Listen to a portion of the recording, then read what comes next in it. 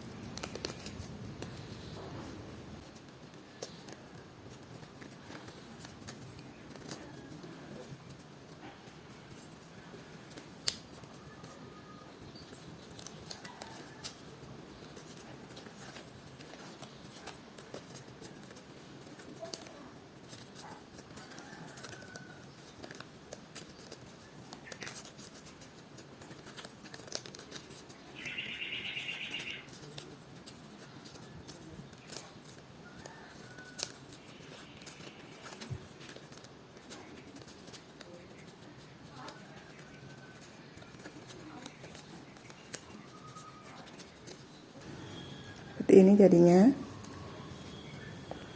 Canang sari, super simple, cantik dan anti puun. Terima kasih yang sudah menonton video ini sampai selesai, dan yang baru menemukan channel ini, mohon dukungannya dengan cara di subscribe, komen, like, dan share. Semoga bermanfaat. Sampai jumpa di video selanjutnya.